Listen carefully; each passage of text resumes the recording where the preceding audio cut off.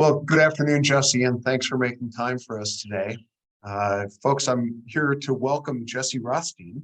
Jesse is Chancellor's Professor of Public Policy and Economics at the University of California, Berkeley, with appointments in the Departments of Economics and the Goldman School of Public Policy. Jesse's research examines education policy, tax and transfer policy, and the labor market. His recent work includes studies of teacher quality, school finance, intergenerational economic mobility, take-up of safety net benefits, and the labor market during the Great Recession. His work has been published in leading journals in economics, public policy, education, and law. He has served as an expert witness in several cases regarding teacher evaluation and school finance.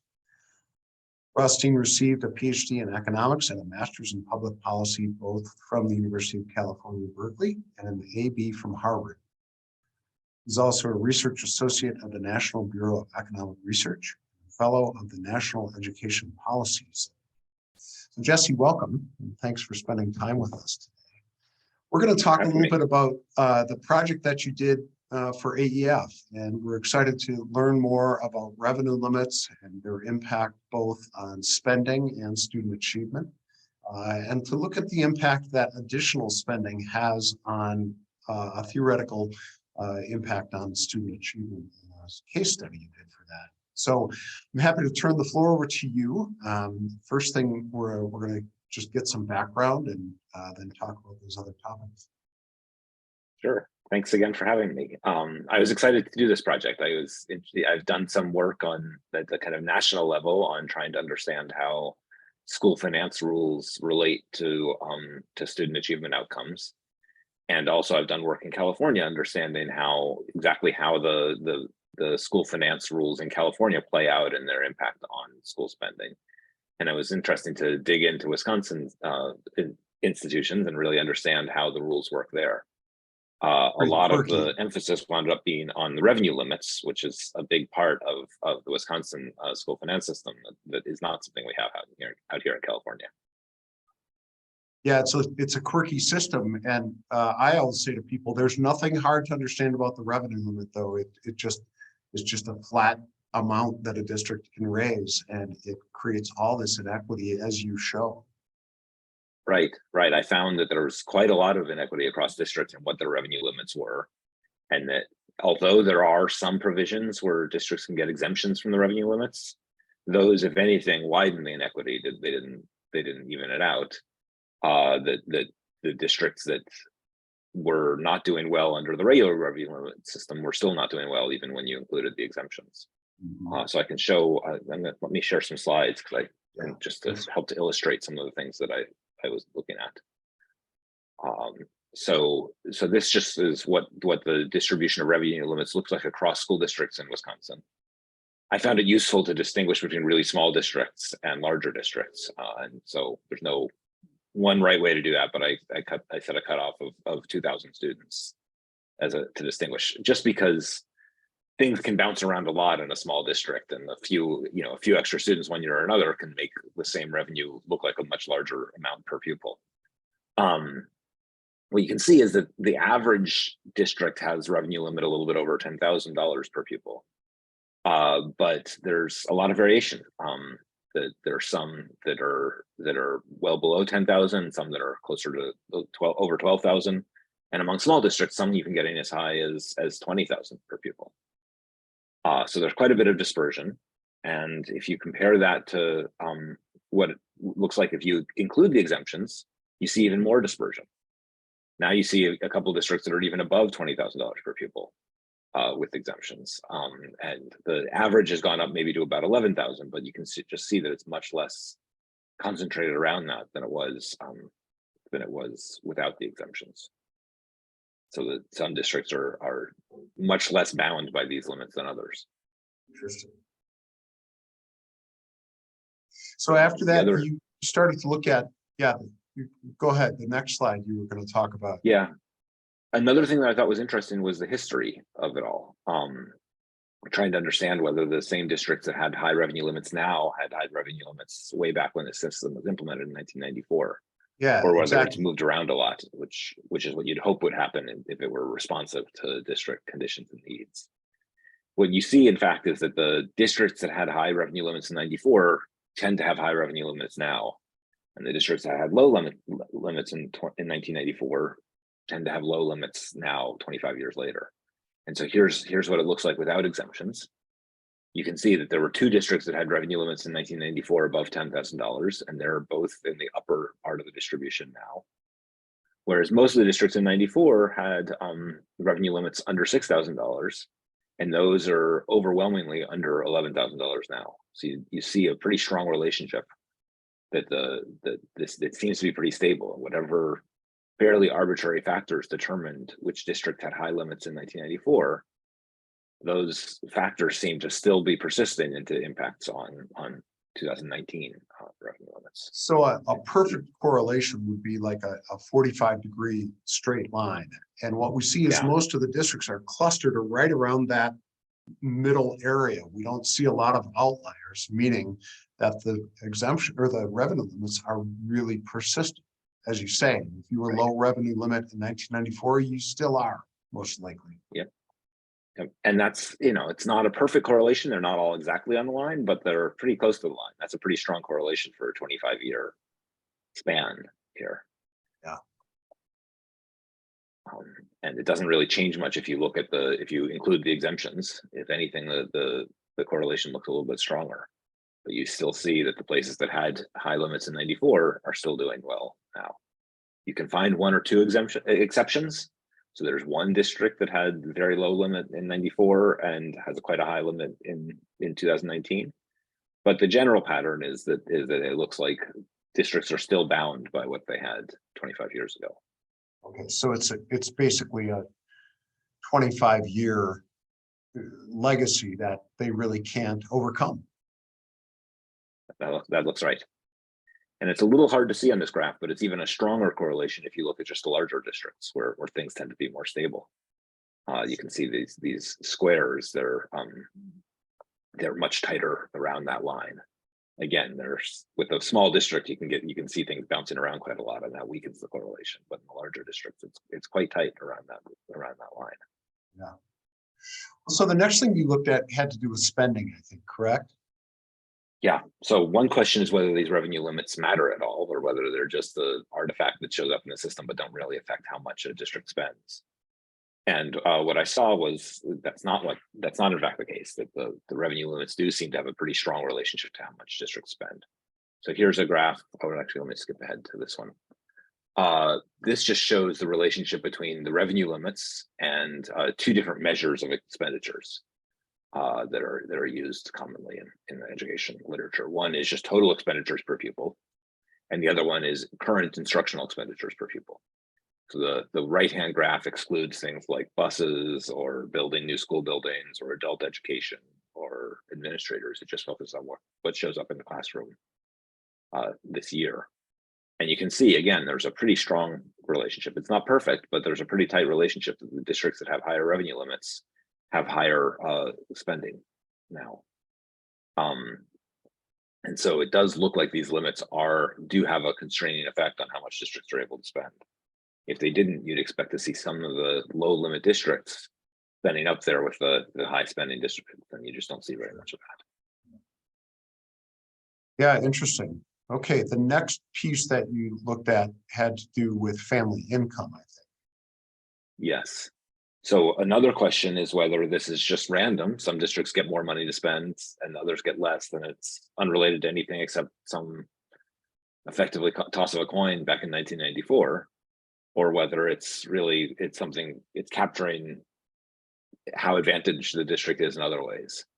And so a system that allowed for more spending in high income places than in low income places is a pretty inequitable system, since we probably think that low income students need more spending, not less, to be successful.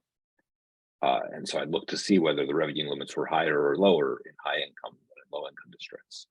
And here's what it looks like without exemptions. If you just take each district and align it by the average household income in the district, and then compare that to the revenue limit in the district, you see that the higher the household income, the higher the revenue limits. And that's true for large and for small districts. Again, the large districts are more tightly clustered around the line. But you see a fairly strong relationship that the more income the district has, the families in a district have, the higher the revenue limits. And that doesn't really change much when you include the exemptions in the revenue limits. It's still the case that the higher income places are having higher limits. So the persistence is really there with regard to the revenue limits, but it's also with the economic status of those communities. Exactly. Kind of And so if you understand the revenue limits to be constraining how much districts can spend, they're particularly constraining how much the lower income districts can spend. And those are the places where you might think that more spending would be most important to student achievement. So it's a double jeopardy. That's right. So you next started to look, I think, at student achievement, right? Yeah. And first of all, tell us, what's the logic model? What would be the logic that more spending results in better achievement?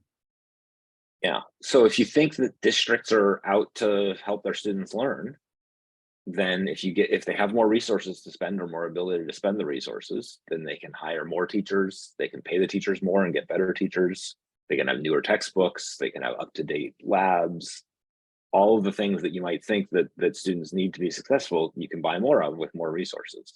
Okay. And so it seems logical that having more resources would allow districts to do better jobs of providing education and allow students to do better. Yeah.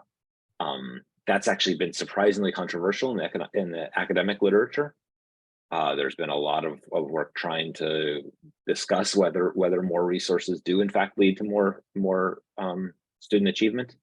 And the problem is that if you look just across districts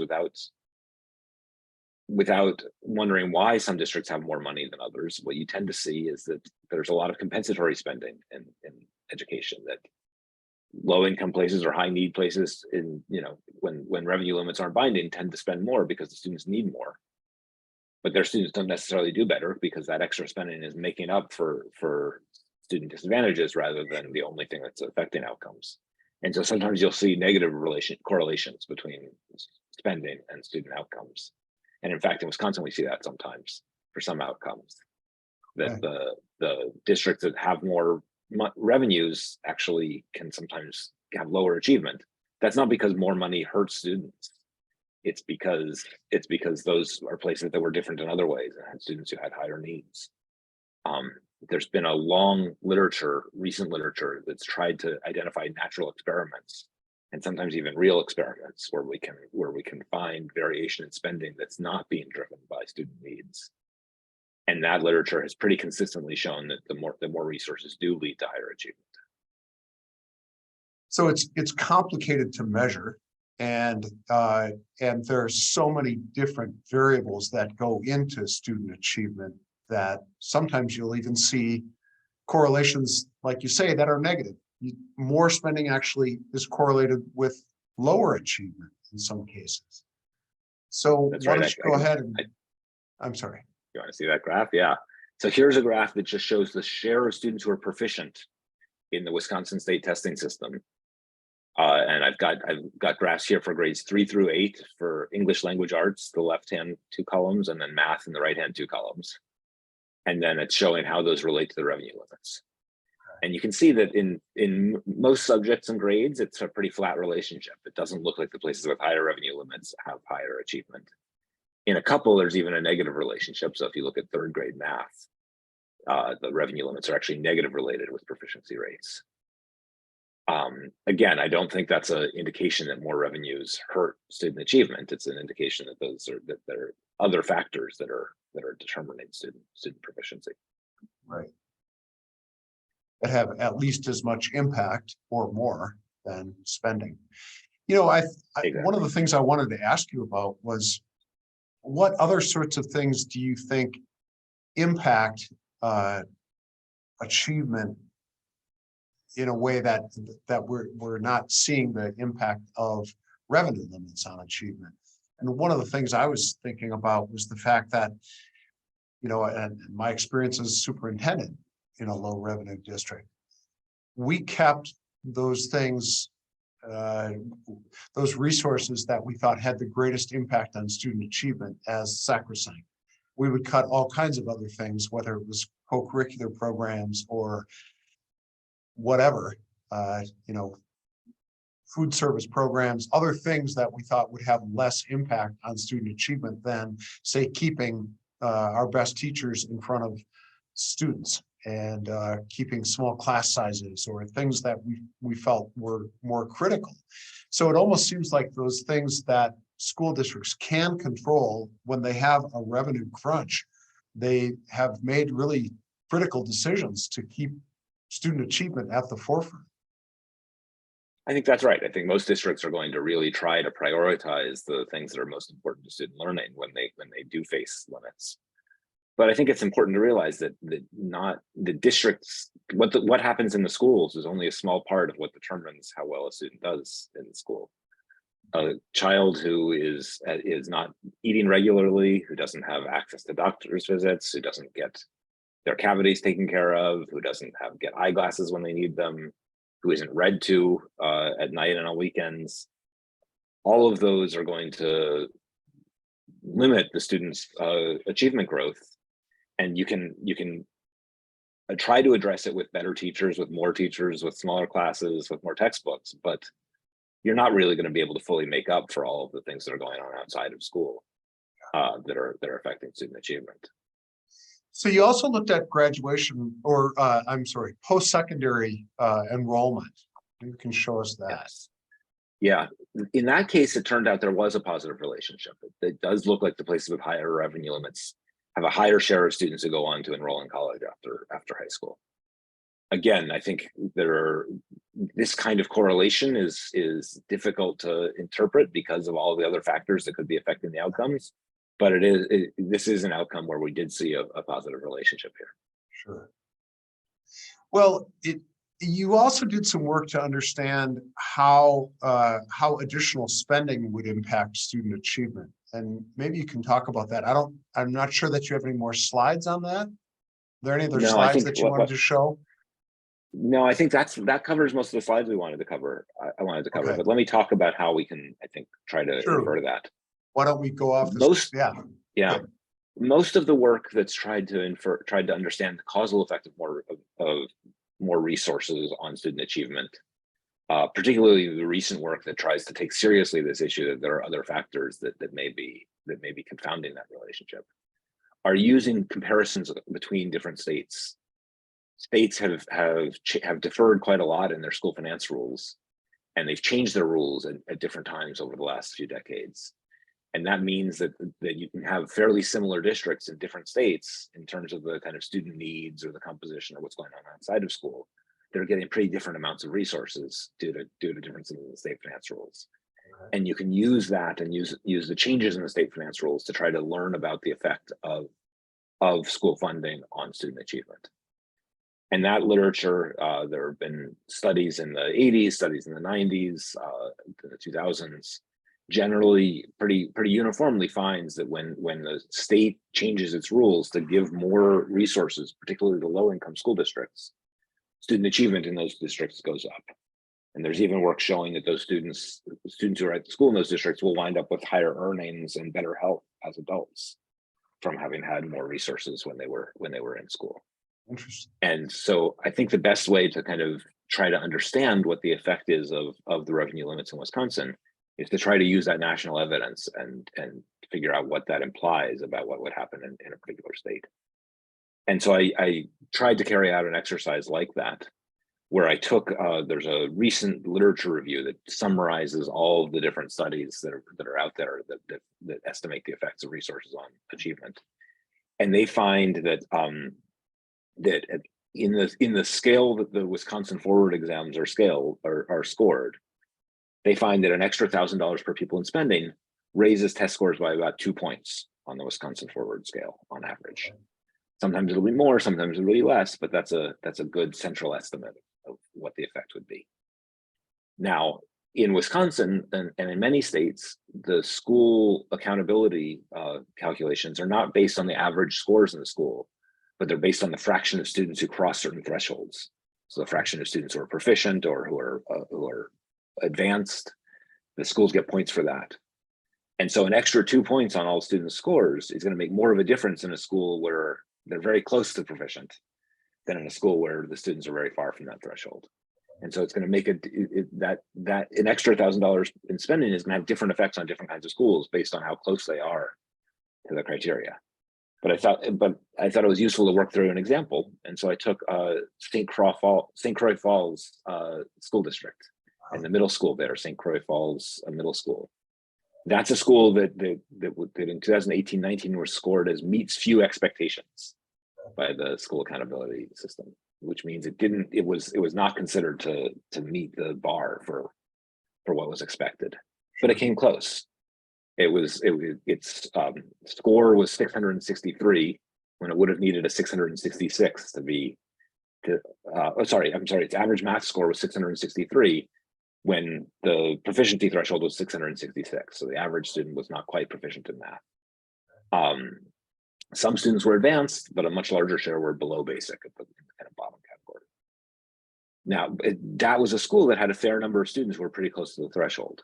And so if you imagine that the school had gotten an extra $1,000 per pupil and that had translated into an extra 2 points for each of those students, that then lifts the average math score almost exactly to the proficiency threshold. It lifts a bunch of students up into the next categories.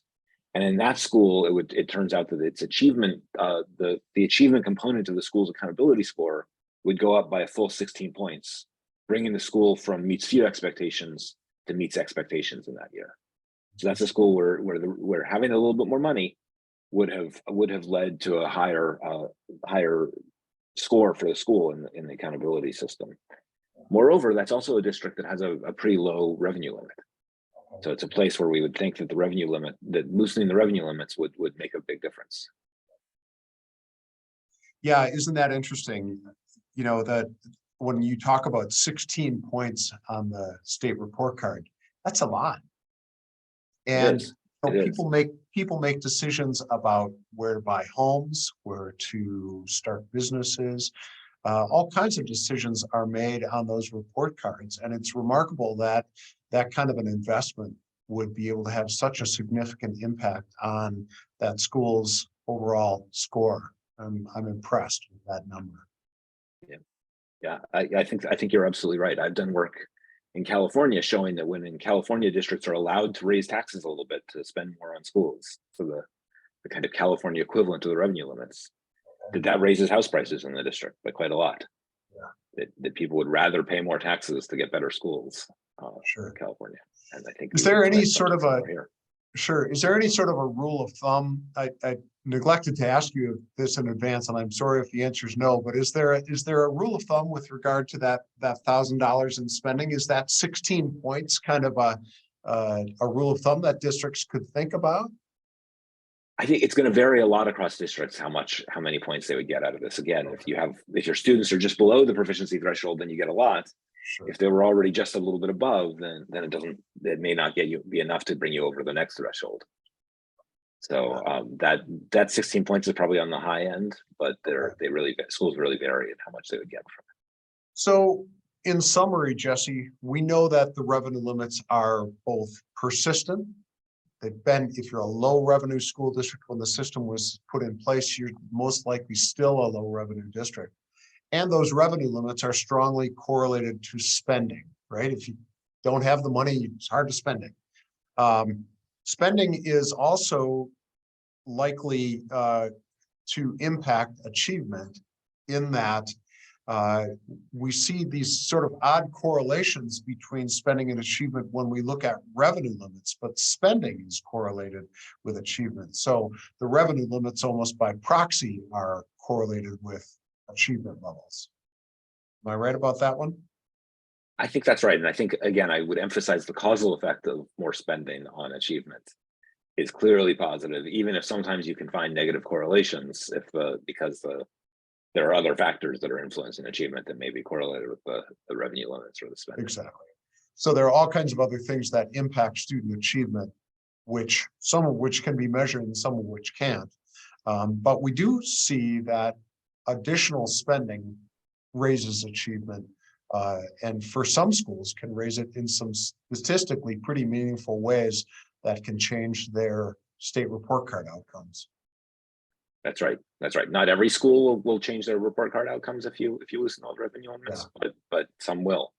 And every school will do better if you give them more resources. Sure. And I know that schools report widely on meeting expectations and exceeding expectations. And if we can make a difference on those kinds of results, that could be very meaningful. So, exactly. well, is there anything else that you wanted to share, Jesse? No, I think this covered a lot of what we did. The revenue limits really do seem to matter, and it does seem like the evidence suggests that loosening those limits would lead to more spending, particularly in low-income school districts. And the evidence we have that's accumulated nationally indicates that more spending would translate into better student outcomes. Well, thank you so much. Thanks for doing the project with us. Thank you for recording this interview today. I will be prepared to have any other questions shared with you that day and when we're at the conference. So thank you again, and we'll stay online here and just close up shop. Thank you. Great.